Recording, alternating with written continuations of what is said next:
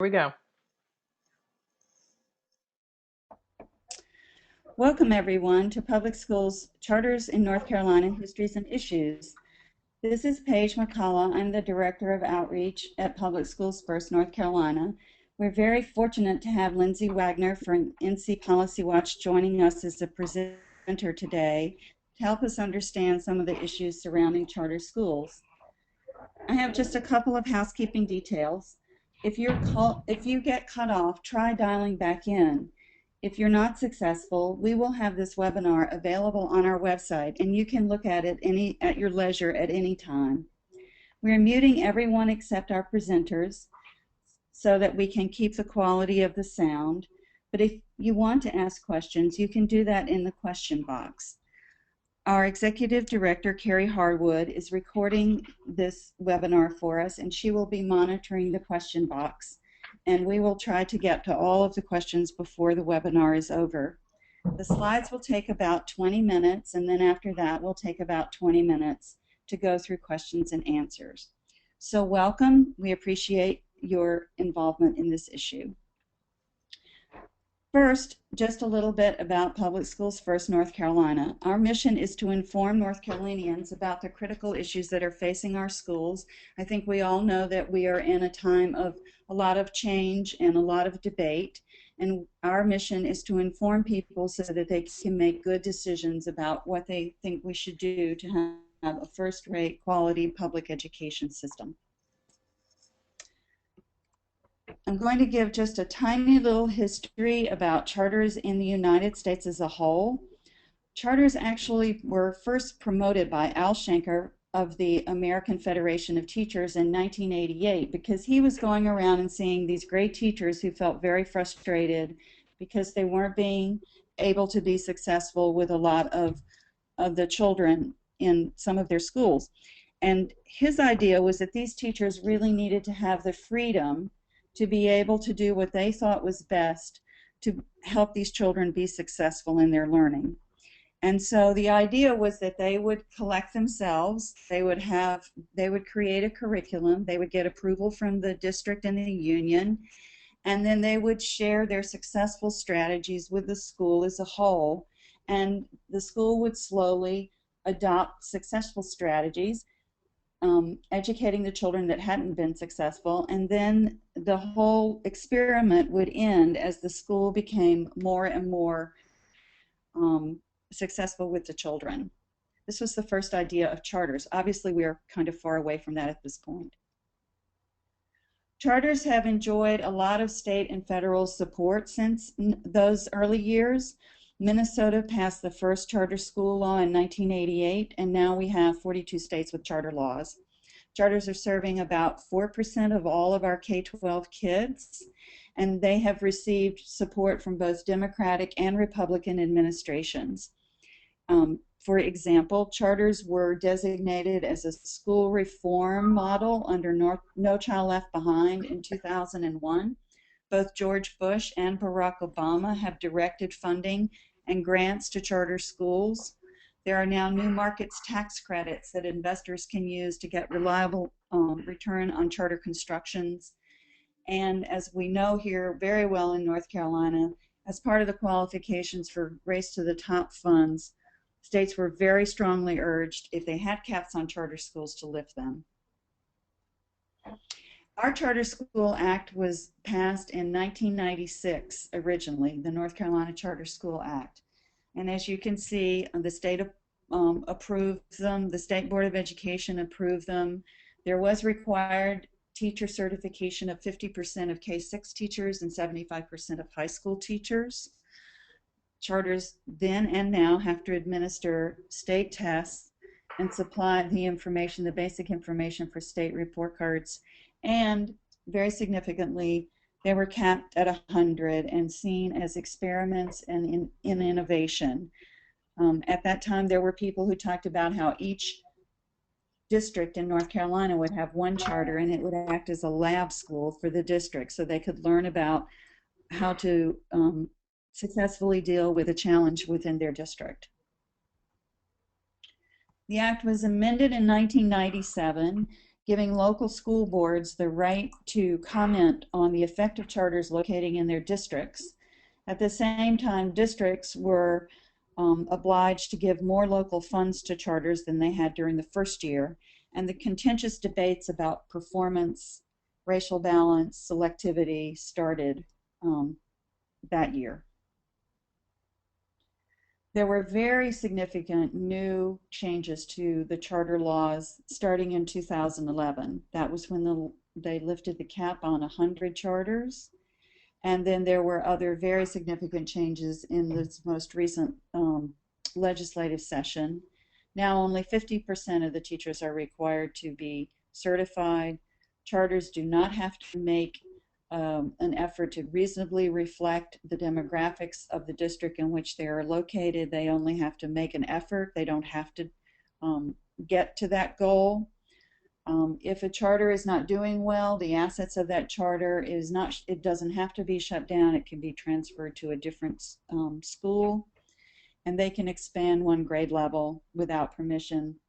Local boards no longer are allowed to do impact statements. So right now in North Carolina, we have 127 charters operating in about half the school districts. The charters are serving, like they do nationally, about 4% of the students in North Carolina, 65,000 students.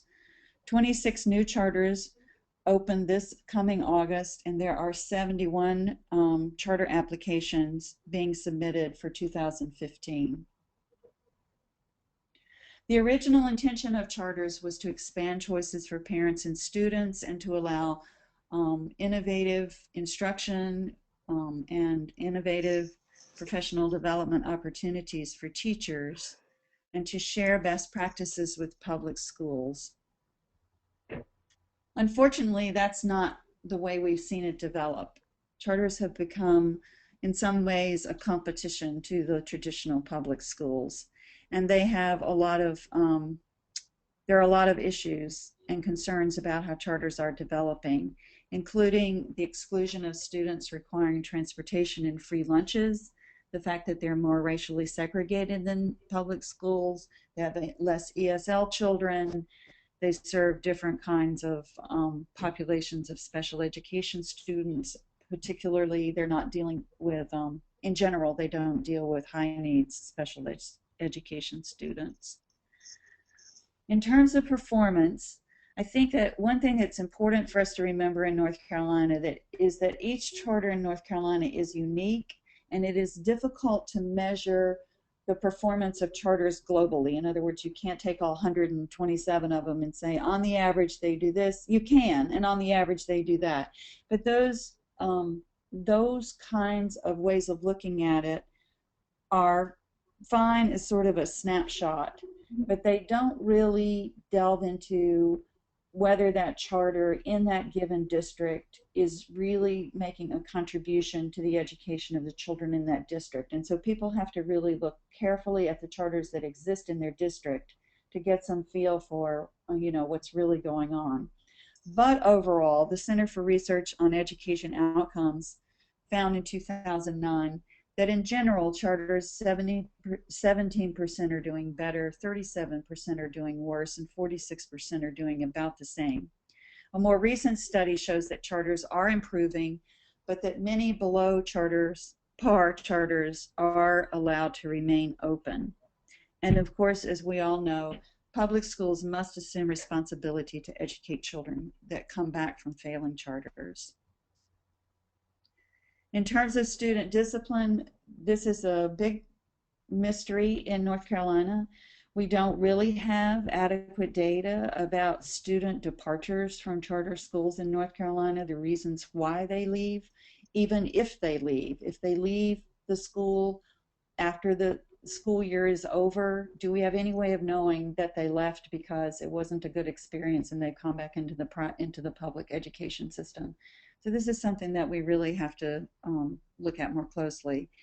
We don't have a good way of knowing whether a child has just been counseled out, and really the counseling out is in essence the same as being expelled from the school because they can't really meet the demands of the school. We do have a study, an interesting study from Chicago that gives us some information that is sobering and something that we would hope that North Carolina would start to follow up on, and that is that charters are clearly expelling a lot more students than the regular public school system is. Oversight is a big concern around charters in North Carolina because even though we have more staff in the charter school office, they are not doing face-to-face board training anymore. They were going out all over the state and helping newly formed boards for charters to understand their responsibilities. They're not able to do that anymore. Charters do have to be audited, but they have been fighting about giving out information that is readily available from traditional public schools, such as the salaries of teachers. They have just been told that they really have to do that. They are not answerable to any kind of elected board. People who start charter schools do not even have to talk to local school board members and confer about, whether there should be another charter, whether this charter is going to fulfill an unmet need in that district. The districts find out about charters the same way everybody else does, which is that the list comes out in the newspaper. We are now entering a time when I think we will see greater numbers of for-profit chains or charter chains, and we're not really tracking those kinds of charters. And as I said before, instead of closure, failing charters can be turned over to another charter. So now we're going to have the pleasure of Lindsay Wagner telling us about some of the research and investigative reporting that NC Policy Watch has done around charters, which sort of emphasize the need for greater transparency and oversight. So welcome, Lindsay. Thanks for having me today. Can you hear me all right? Yes. Yes. I guess you can. Great. Well, I just wanted to talk about a few different charter schools that have recently faced a lot of scrutiny, and in some cases they've been shut down or have chosen to shut down. The first being Student First Academy, which is in Charlotte. This school was originally a private school and just converted to a charter school in 2013. So this is a school where ideally impoverished children would flourish in small classes led by master teachers, or at least that's what the administrators there proposed. There would be arts, athletics, healthy meals, even Latin classes. But as the school year went on this past year, it became clear that overdue bills had the school on the brink of bankruptcy. Students were going without textbooks, losing teachers, and even taking long naps during the day, some consultants had reported. So in addition to those problems, the board's chairman did not know that the leader of the school had a conviction from more than a decade ago on a misrepresentation to obtain employment benefits. So, that was something that ideally should have been brought to the attention of the Office of Charter Schools in advance. Just as of last month, the school owed $600,000 in bank loans and unpaid bills. And so, facing revocation of its charter, the school ultimately decided to close with no warning to parents or students on April 11th, which left 270 kids scrambling for a school near the end of the year.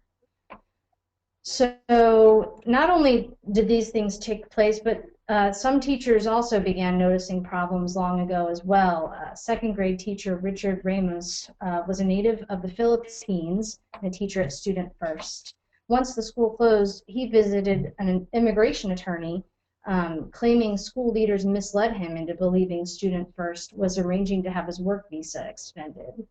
Not only did the leaders not get an extension, but filed tax paperwork listing him as a contract worker rather than a full-time employee. And then Ramos learned his only recourse was to leave the country immediately with his wife, a 3-year-old, and a baby only weeks old. They were broke and on their own, and they were talking with a church to see if they could get money for plane tickets home to the Philippines. So, you know, the shutting down of this school impacted an incredible number of people and is a great example of how relatively little oversight on the part of the state resulted in, you know, real trauma for students, parents, and teachers. And you can read a lot more about that story in the Charlotte Observer. Reporter Andos Helms covered that story, and there's some great news reports out there about it. So moving on to Kinston Charter. Kinston Charter has been plagued with financial and academic problems all the way back since 2007. And so they've been on the Office of Charter Schools radar for quite some time. In 2007 alone, the school had a deficit of $347,000, and they'd been delinquent in payments to the North Carolina treasurer. They've consistently demonstrated inadequate growth in student academic performance. They've been non-compliant with Race to the Top requirements and federal requirements related to their Title I status.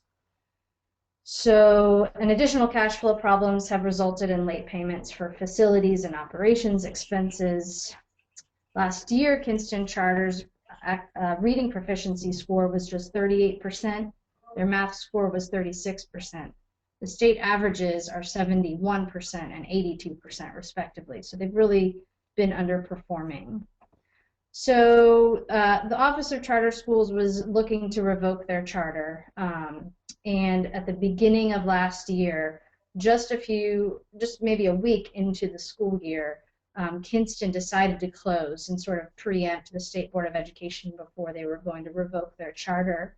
They closed without warning, without a plan, a transition plan for students. So 230 kids were just dumped out of the school and had to scramble and find new schools. In addition to that, there's apparently $600,000 in public education funding that Kinston Charter spent for the 2013-14 school year, even though they only held classes for about a week. And to this day, it's still not clear if the state was able to recoup those funds. So that's Kinston Charter. The last charter school I want to highlight is one that was actually investigated by my colleague Sarah Ovaska here at Policy Watch, and she looked at Quality Education Academy, also known as QEA, and she found that they used taxpayer dollars to recruit basketball players from around the world. And you can look at this map to see, you know, how many different countries and states basketball players were coming from to attend this North Carolina public charter school. So it became clear that there were some problems when the Serbian basketball players at the school were begging DPI for help, and so DPI launched its own investigation into QEA. QEA is actually one of the state's oldest charter schools. It opened in '97. It's relatively small. It has around 100 students.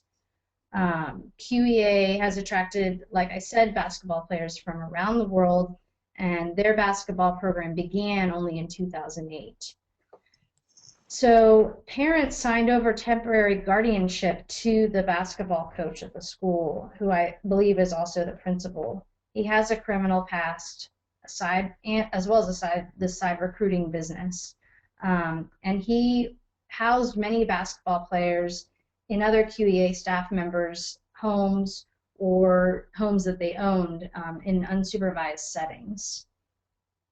And that was a situation in which Serbian basketball players were having a really hard time and were begging DPI for help in these unsupervised housing situations. It was also uncovered that QEA overbilled the federal free lunch program by $95,000. And even though these problems have come to light, QEA continues to exist and continues to recruit students from abroad and come to North Carolina. Allegedly, they're charging these students tuition, but Sarah's investigation wasn't able to really verify that. So it could be that they're at the school on the North Carolina taxpayers' dime playing basketball. And a lot of these basketball players then go on to Division I colleges. And so basically this story really highlights the limited capacity by the state to oversee charter schools. Even though they kind of launched this investigation, they found, really some problematic practices on the part of the leader of the school. It continues to operate today with no sanctions having taken place. So those are three examples of what can happen at charter schools in North Carolina, and there are probably many more examples that are similar in scope. Thank you, Lindsay. I think we can all agree that those examples show us many of the issues that really need to be addressed if we are going to have charter schools in North Carolina that, first of all, even protect the rights of the children to a sound basic education. So here are some ideas about accountability and transparency that might strengthen charter schools so that we can be assured that they are doing a good job with kids. First suggestion is to have public reporting to local officials, such as county commissioners. They're using a lot of local funds. What are they doing with those funds? They should have published on their websites the names of their board members and their meeting times. They need full financial disclosures of things such as teacher salaries and rental contracts. There are some issues, I think, being investigated around a person who has started charter schools and makes a very nice living from charging rent for the schools that he has started. They should have published discipline policies with a lot more careful reporting than we're seeing now. There are requirements by the state, but those reporting requirements are not capturing counseled out children. So we need more tracking of student enrollment and departures in charter schools. We need to ensure that ESL, special ed, homeless, and undocumented students have the legal protections to which they are entitled through many laws, particularly at the federal level. We recommend that there be certified teachers for all the kids, that there be no special requirements for parents such that they become barriers to parents being involved in the schools or accessing the schools, because if you ask a parent to do X amount of volunteer work every month or something, is that really feasible for the parents of some of the students, and is it in fact a barrier to going to that school? The same goes for bus and food services. Obviously, charters, they don't have to supply these services, and if they don't, is that a barrier to some students who would like to go to that school? More ideas about accountability and transparency. How about the State Board of Education certifying that this is a truly innovative program that's not available in the local district? For example, we see many STEM charter schools. Most school districts also have a variety of STEM offerings in their districts already. So what is the innovation there that in the beginning was intended by charter schools? Are we going to learn something new? Are teachers going to get good professional development out of that? Are students going to be more successful because of this innovation? Is it really an innovation? I think it's very important that we look at the idea of accepting only locally governed nonprofit, non-chain charters. There's this round of charters, the 71 that have now submitted applications. I've done a brief scan of their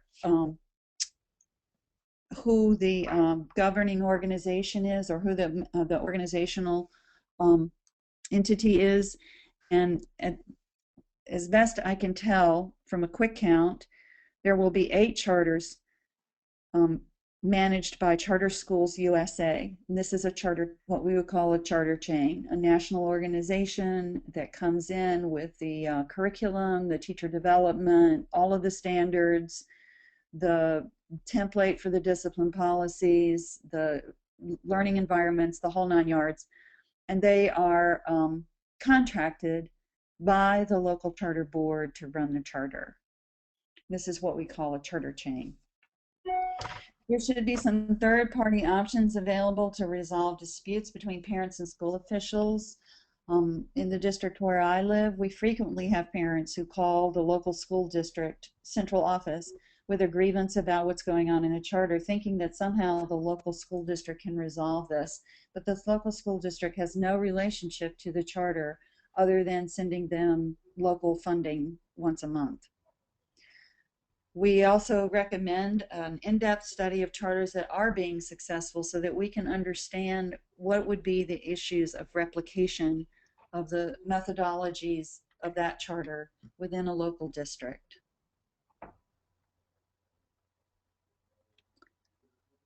If you have concerns about charters, pro or con, we recommend that you take some action around it. Here are some ideas.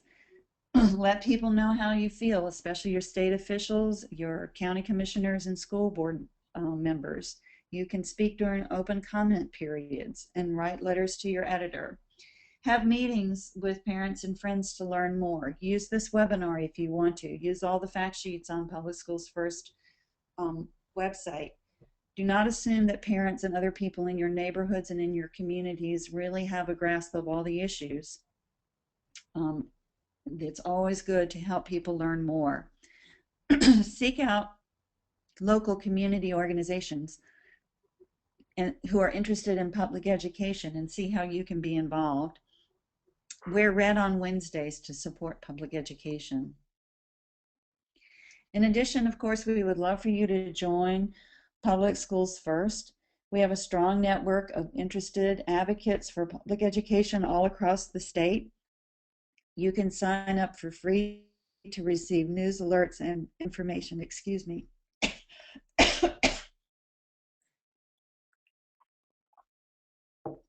I'm sorry.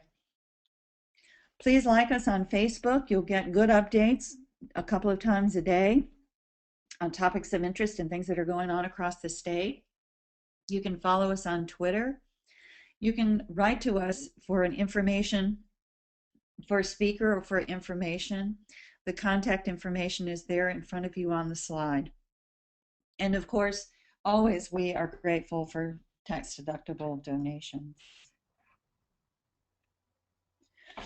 Here's a list of the resources that were used on this webinar. We certainly would love for you to join us, and we highly recommend that you receive the news updates from policywatch.com. That's a great organization with fabulous reporters. We're churning out a lot of really important information about all kinds of topics, not just public education, but of course public education is one of their strong suits. We highly recommend that you become a part of North Carolina Policy Watch and receive their information. We also want to invite all of you to join us at Keeping Public Schools Strong on May the 3rd. That's Saturday. It's in Raleigh. We would love for you to be there. This is a free forum. If you want lunches, it's $10, but otherwise it's totally free. You can get all the information about the times, the panels. Our wonderful keynote speaker, David Kirk, author of Improbable Scholars, will be keynoting this event at 10 o'clock in the morning, and we would love to see you there. If you want information about that or to register, you can just go to our website. So that's it for our webinar today. I will turn back to the registration for the conference while we entertain a few questions. So Carrie? Yes, Paige, we do have a couple of questions. One is posed to Lindsay.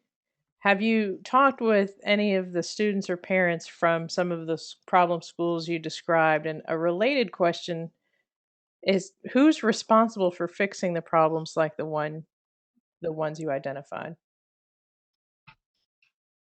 Unfortunately, I haven't talked to any of the parents in Kinston or Charlotte, but ultimately it's up to the Office of Charter Schools and the State Board of Education to fix these issues. The Office of Charter Schools operates on a pretty limited number of staff, so it's really hard for them to manage what's now 127 schools in the state, and what could be, within a year or 3 from now, maybe 200 or more. It's becoming increasingly problematic for them manage the oversight. So unless something changes, unless they're given more money to increase their staff, it's going to continue to be a problem. And as a follow-up question, who appointed the charter approval committee, and who exactly is on that committee, if you know? So the Office of Charter Schools resides, in the Department of Public Instruction. The North Carolina Charter School Advisory Council, who's really up until this point responsible for reviewing and approving applications, but also hears about problems, with current charter schools, and in conjunction with the Office of Charter Schools makes decisions about revocation of charters, etc. Those people, the Charter School Advisory Board, are appointed, right? So they're appointed by, some members are appointed by the governor, the lieutenant governor, different members of the House and Senate, and there is a State Board of Ed member that sits on the Charter School Advisory Board. And all of these appointees are, for the most part, members of the charter school community. So they're either charter school operators, they're charter school board members, they're charter school advocates. Really none of them that I can think of would be considered as sort of third-party objective voices, with the exception of maybe the State Board of Ed member who doesn't run a charter school. However, she does run some for-profit schools, Sylvan Learning Centers in Eastern North Carolina. So it's a very friendly board, and many people have a vested interest in seeing that these charter schools succeed. Mm-hmm. Do you, on the positive side, do you know of any of examples of charters that are working well with traditional public schools alongside them? I do know that there are ones that are doing well, and one that does come to mind, but I haven't checked in on it recently, is Marine Joy Charter School. I've heard, I think that's out in Durham, or it's near the Raleigh area, and I've heard good things about that one. I think that there are probably a lot of good charter schools out there. I don't think the issue is are they all inherently bad, or are they all have the wrong ideas at heart. It's a matter of overseeing them and making sure that they stay in line with the law, and what, making sure that they're sort of fiscally responsible as well. So that's the real issue at this point. I think if I can just chime in on that a little bit, Maureen Joy is this charter school in my district, and it is a successful charter if you go by test scores. They do have strong test scores. However, I think there are other problems besides just oversight and transparency. And to me, one of the big problems is how to have any kind of mutual relationship with the local district. Because where I am, we now have almost 12% of our students, maybe 13% now, going to charters. That's a big chunk. And what it means is that it makes it very difficult for the local district to be able to bank land and to plan buildings and figure that stuff out, because the charters pop up one by one by one by one by one, and you don't know when or where. And I do think that that's a real issue, and it's going to become more of an issue as we see more charters. One charter in a rural district can have as much effect as the 12 in Durham easily. So I do think there are some issues that aren't just a matter of good governance or good inspection and oversight. This is Lindsay again, and I would definitely agree with that. And also, I had a member of the public contact me yesterday wondering, if these schools are supposed to be laboratories of innovation, then what is in the statute, or what policy is out there to make sure that they're actually sharing those best practices with the public schools? And that's not really happening either. So it's no longer what Al Shanker envisioned as a few schools being allowed to sort of develop these innovative learning methods and then sharing that with the public school system. That's not really happening. at this point in time either. So that's, that's another problem. They're more competitors than collaborators, it seems. Do you all have a sense of how many of the new charters coming down the pike are from national chains and how many are more, locally grown, if you will? Well, I just looked at this list, briefly before we got on because we just started looking at that. And I counted out of the 71, I think there were 18 that were replications or chains, in the sense that we're talking about it. I don't know if that's a greater number than we already have, a greater percentage, but I suspect that it is. Particularly with Charter Schools USA. I mean, they've got 8 submitted for this coming year. I'm not counting the 2 virtual applicants, one of which I think has been disallowed. Lindsay was talking about K-12 was disallowed. I don't know if that's happened in North Carolina. I think it's happened in another state for sure. And then there is an independent, a more freestanding one, North Carolina Connections Academy, which is also going to be a virtual school. Those, as I'm sure many people know, those are pretty controversial schools because the outcomes from those schools have not been promising. I think I've asked most of the questions.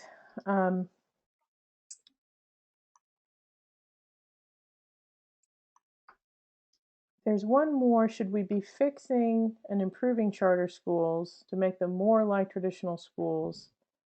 Or should we not be using our tax dollars in that way? So it's asking for your opinion.